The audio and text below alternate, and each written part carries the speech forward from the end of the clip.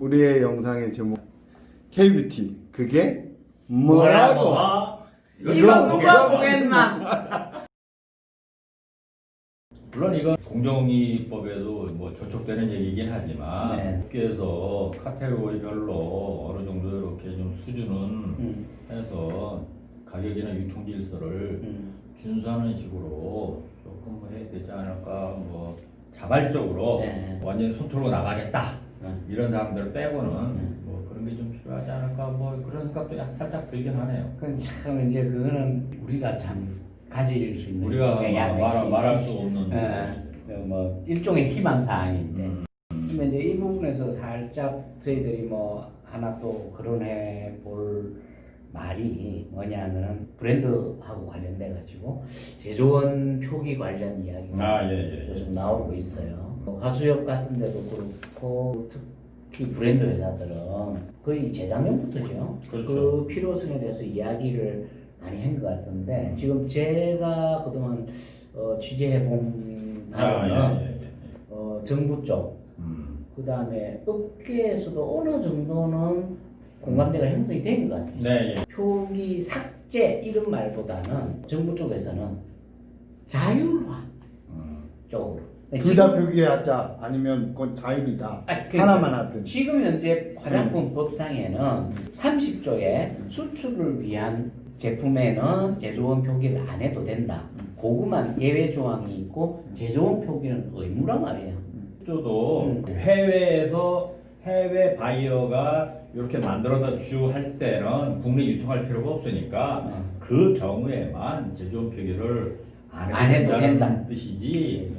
우리 국내 업체하고는 상관없는 얘기고요. 지금 우리 허 기자하고 나하고 지금 이 전체 업황을 볼 때 첫째 B2도 고전하고 있다. 두 번째 수출이 다행히 상반기까지 한 10% 정도는 성장을 했어요.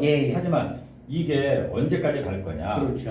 세 번째 ODM사들이 특히 우리나라 빅3라는 데가 OBM 솔직히 말해 이제 브랜드 자기네 그 판로를 확대하기 위해서 이제 인큐베이팅 시스템 도중에서 OBM을 한다 아니면 뭐 플랫폼을 만들겠다 무슨 OGM을 한다 이렇게 얘기들을 합니다.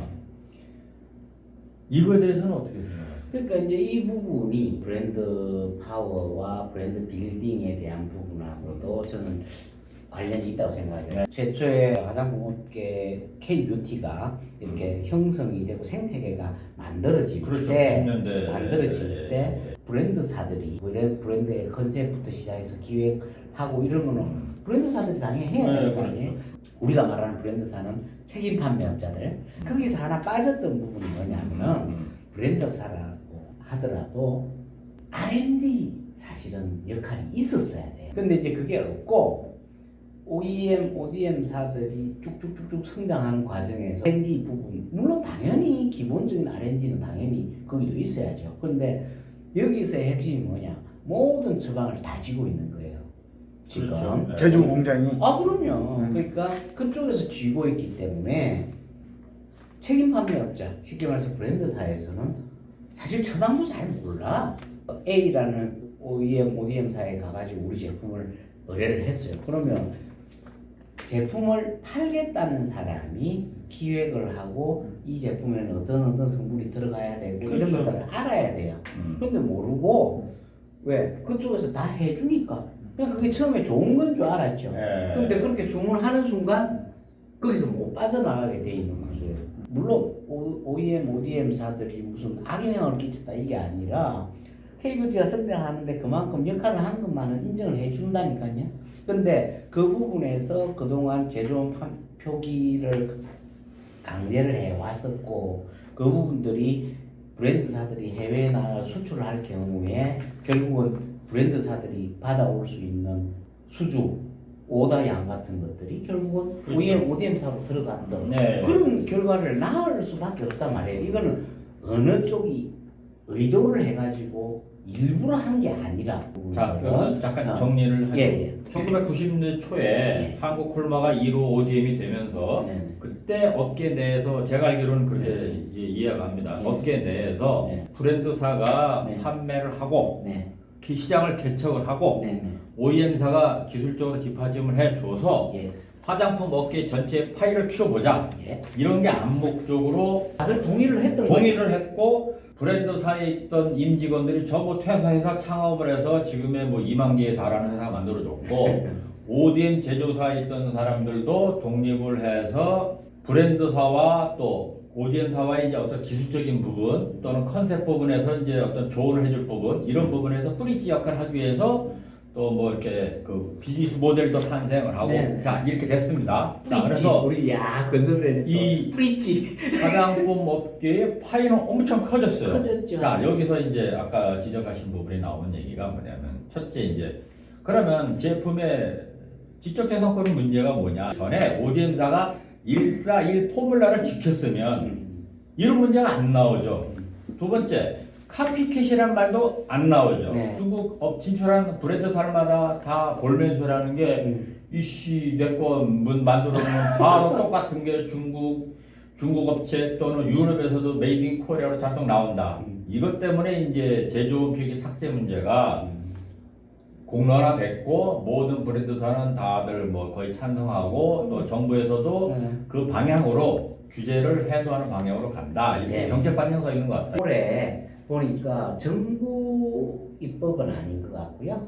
의원 입법으로 네. 추진을 할 것 같아요. 아, 근데 예. 그게 이제 또 하나 지켜봐야 될 부분이 이렇든 저렇든 협회 쪽에서 올해 사업 계획을 발표하면서 제조원 표기 자율화를 추진을 하겠다고 사업 계획에 분명히 명시가 되어 있습니다. 협회요? 예, 협회에서는 선배님하고 저하고 둘이서 이 부분에 대해서 기사를 많이 써왔던 두 사람이라서 물론 제조원 표기 자율화를 한다고 해서 브랜드 파워가 자동으로 생긴다는 뜻이 아니라 이거는 아니죠. 해석을 말씀을 잘 들으셔야 돼요. 그게 모든 걸 다 해결한다는 게 아니라 기본적인 건전한 생태계를 만들고 거기서 정말로 제대로 된 브랜드를 만들어 가지고 이 브랜드를 키워 나가고 이렇게 하기 위한 일종의 첫 단계라고 할 수 있는 그런 조치인 거죠. ODM이 크기 위해서는 예. 아까 이제 뭐 브랜드 뭐 빌딩을 하고 또 위기를 맞으면 리빌딩도 네, 하고 네. 리뉴얼도 하듯이 화장품 체인 판매업자들은 팔아야 먹고 사는 구조여가지고 네. 시장 개척하는 의무가 있어요. 이 사람들이 뛰기 좋게끔 네. 만들어줘야지 수출도 올라갈 거고 국내에서도 다양한 채널에서 화장품이 지금까지 이제 많은 소비자들한테 사랑받아 왔듯이 근데 일부 이제 제가 반환하는 게 있어요. 뭐냐면 콜마나 코스메사 이 두 회사가 가만히 보면 한국경제나 매일경제를 통해서 이상한 소리를 합니다. 소비자 알 권리를 뭐 무시하는 거냐 제조업 회계는 왜 그냥 둬도 된다 이런 식으로 여론전을 피고 있는데 네. ODM사들 토끼는 거기 합시다. 화장품 누가 만들어요? 법이 만들게 돼 있어 법이. 대한민국 화장품법이 이런 식으로 만들어야지 화장품 인정해준다. 그거에 관련돼서 니네들이 품질 안전 책임을 다 져라. 잘못하면 벌칙도 물겠다. 이런 식으로 해서의 화장품은 제조사가 만드는 게 아니라 법이 만드는 거예요. 그래서 관련돼서 화장품 성분의 유해성분 많아요. 근데 그거를 잘 조절해서 쓰면 아주 소량으로도 효과를 낼 수 있다. 이게 이제 유해성을 따지는 거거든. 기본적인 거를 무시하고 뭐 제조원 삭제 표기를 하면 안 된다. 이런 식으로 주장하는 거는 그러면 90년대 초반으로 돌아가서 브랜드사들이 전부 자기네들이 이제 그 돈을 벌면 무조건 제조공약 다 만들어야 돼요. 이제는 누가 ODM하고 거래를 합니까? 앞으로 안 하죠.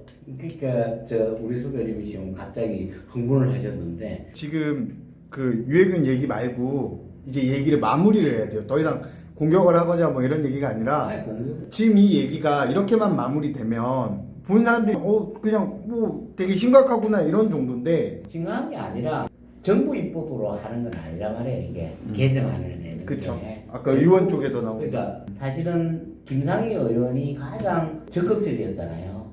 근데 이번에 저 국회 부의장이 돼 있단 말이야. 그래서 이제 상임위 활동을 어떻게 할지는 모르겠는데 지금 현재 의원 쪽에서는 저 복지부 쪽에서 누가 발의를 할 거예요. 정부 발의가 시각처에서 발의하지는 않을 거예요. 다만 이전에 있었던 화장품 정책과 쪽에서의 의견하고 지금은 제조원 표기에 대한 화장품법 이 자체에 개정하는 거에 대해서 제조원 표기를 계속 해야 된다. 고수 쪽으로 가지고 있지는 않다는 거지. 지금까지 내가 체크를 해본 결과. 그 다음에 협회 쪽에서도 분명히 올해 사업 중에 하나가 그게 자율화로 추진하는 거로 돼 있기 때문에 이 부분은 근데 화장품법을 바꿔야 되는 거고 국회 본회의를 통과해야 되는 부분이라서 시간이 올해 내에 이루어질 수 있을지는 지금 확답은 없어요. 작년에 그래도 그 정부에서 규제에 제일 적폐로 해가지고 삭제를 해서 안이 올려갔는데 이제 발의까지 됐는데 21대 국회가 새로 들어오면서 다시 한번 시동을 걸어주기를 화장품 중소기업 수출협회에서부터 많은 브랜드사들이 원하고 있으니 여러분들이 관심 있으신 분들은 많이 좀 성원해 주시면 아니 좋겠고. 발의는 될 거예요. 발의는 될 거예요. 제가 이때까지 분위기로 봐서는 그러니까 이제 국회 본회의를 통과를 해야 되고 그래서 화장품법을 만들고 한 번 개정을 할 때 정말로 잘해야 되는 거예요. 식약처에서 간담회 네. 할 때 네. 몇 가지 이제 고칠 게 있을 때 그렇죠. 같이 이제 삽입해서 한 걸로 네. 이제 건의가 올라갔고 그러니까 지금 현재 진행 상황을 다시 한번 말씀을 드리면 의원 입법으로 아마 발의가 될 거고 그다음에 식약처나 화장품협회 그다음에 화수협에서는 이때까지 쭉 꾸준하게 요구를 해왔던 부분이니까 제가 알기로는 협회 내에서는 거의 준비가 끝나 있는 걸로 알아요. 여러분들 오늘 저 우리 권 선배 흥분 한 3번 하시는 거 봤는데 아니 혈압 괜찮으세요? 혈압은 내가 높은 사람인데 이거.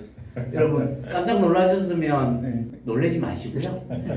오늘 내용이 어째 괜찮으신지 모르겠는데 가끔씩 우리 저 권 선배님 또 흥분하시는 거 이런 거 한 번씩 보여줄 수 있도록 제가 옆에서 간을 살살 건드려서 앞으로도 기대. 흥분하게끔 이렇게 하겠습니다. 선배님 마무리 해야죠.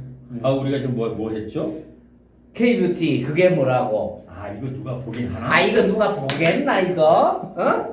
자, 혹 누가 모르니까. 봐주기 아, 기대하면서 항상 기대하면서 자 여러분 구독, 좋아요, 알림 설정 부탁합니다. 네, 수고하셨습니다. 왜 주는 광고를 안 이 받겠어? 타임 한 번 더 얘기할게요. 네. 자, 여러분 구독과 좋아요, 좋아요. 알람 설정. 네. 이걸 누가 보겠나?